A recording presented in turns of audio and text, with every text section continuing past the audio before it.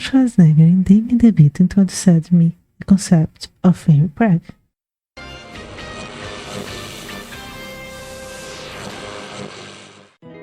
Imagine it, you are a little kid, only 10 years old. You are doing your Portuguese homework, but is bored out your mind.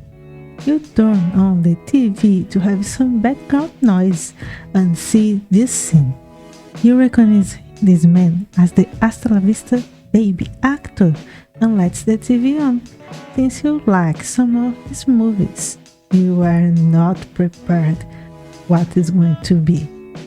This isn't an action movie, it's a romance comedy junior from 1994, a movie with Arnold Schwarzenegger as Dr. Alex Hisey and Danny DeVito as Dr. Larry Arbogast. They are partners in research about a drug to help reduce the chance of miscarriage. The movie starts with a dream scene where we can notice two things. His man doesn't know how to hold a baby and he thinks them scary. Soon we are introduced to two parts of the research. Dr. Hesse is explaining the research to some students. I'm not sure how sound the medical aspect of his speech is, but considering something that happens later, Dr. Arbogast is working in the clinic with pregnant woman. He is an obstetrician. Even if they are shown separate at the start, we can find them together arguing in front of the FDA for permission to start testing with humans. We have Dr. Ricci, clinical, focused, analytical, and Dr. Arbogast, emotional, rambling, and passionate. This contrast is great, and soon we discover that his passion is because he spent years trying to have a baby with his ex-wife, Angela, and never got results. To him, it's very personal. His heartbreak for the FDA negative is worsened by Angela showing up to an appointment since she got pregnant after an on-night stand. Since the research is blocked by the FDA, Alex decides to leave USA and go back to Europe. It's clear he doesn't have ties with anyone, no friends, no romantic partner, and he believes that his co-workers didn't even like him.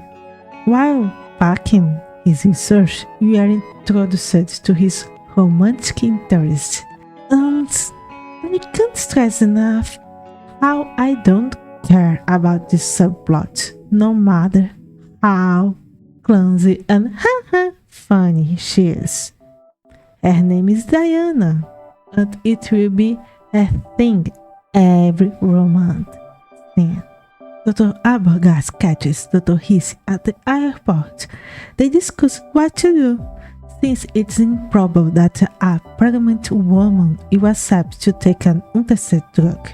At this moment, we discovered that one of the monkeys tested was a male monkey. It carried the pregnancy until the 50th month.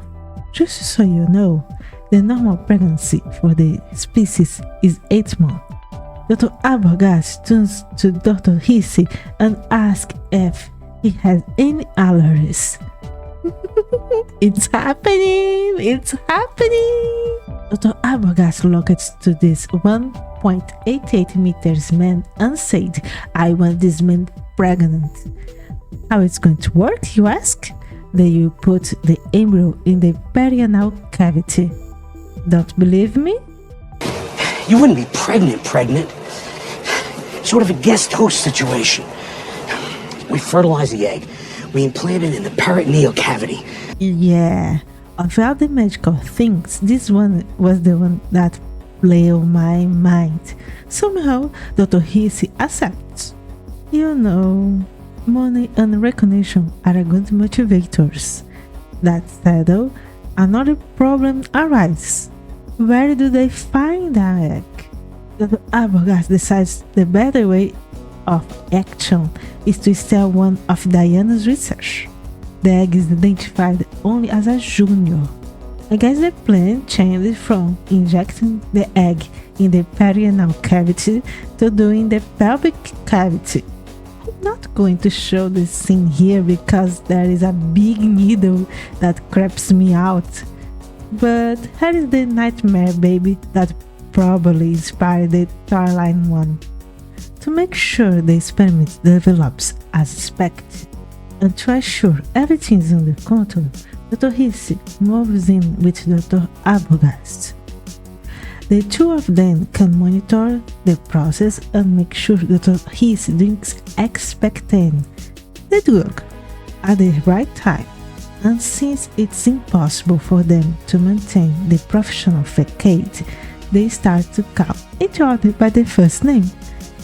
After the insemination, Dr. Arbogast, from now on Larry, makes a full checkup on Dr. Hissi. Temperature, blood pressure, urine. Look, you can log half you want about the size of this jar, but I'm concerned. Guy, you need to drink more water. It's too dark. After only 1 month of pregnancy, Alex is suffering several side effects: morning sickness, cramps, sensitive nipples. He and Larry are overheard by the lab assistants, and both of them try to help him. It's kind of funny how supportive everyone is. Even Diana tries to intervene when Alex decides to leave the lab. She gets it completely wrong. She thinks it's a drug problem, but her non-judgmental approach was good to see. I was completely surprised listening to Larry trying to use xenophobia to cover their tracks. That is something else. There is a good moment where Alex complains about losing control of his body, and it's interesting to see Diana jumping to conclusions about how men can't deal well with pain and how women's bodies are a nightmare by themselves. It's a setup to a joke how Alex is pregnant but still not wanting to be a woman. But I really like the result here. Anyway, I don't like about this pair. I'm more interested in this one. They still love each other. We can tell it every time they are in sync. They married crumbled in dust, probably because they never could have their kids. After 7 years of trying and failing, it probably was too much for their relationship.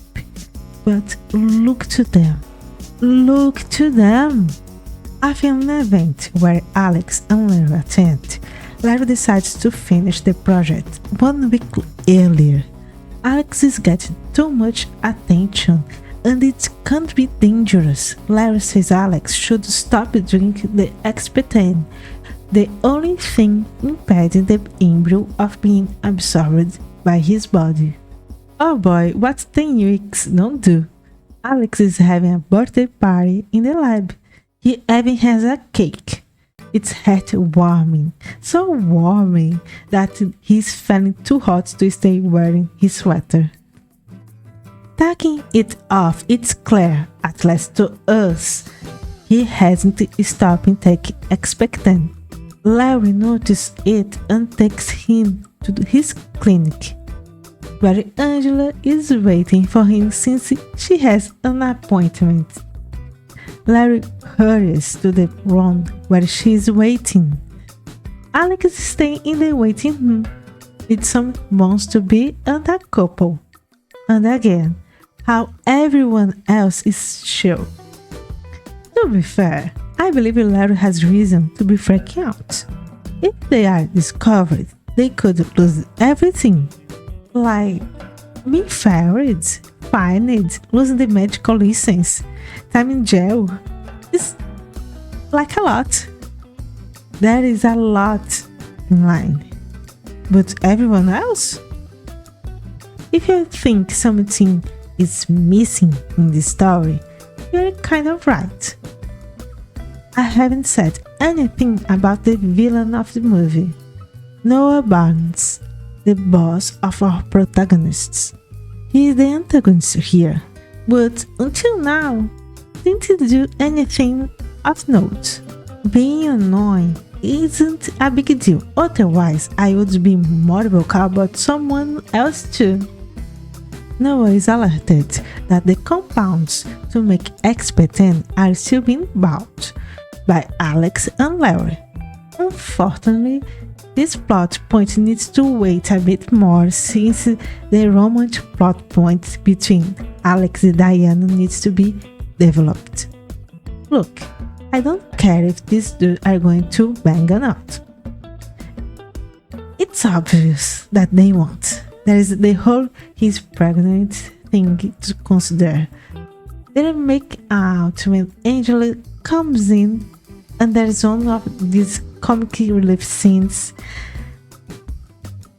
Like, I swear I can appreciate that romance scene.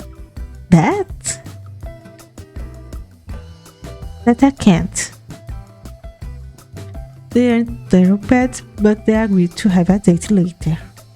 No, give a minute. I'll go back that later. Let's talk a bit more about Noah. He decides to visit Larry's house.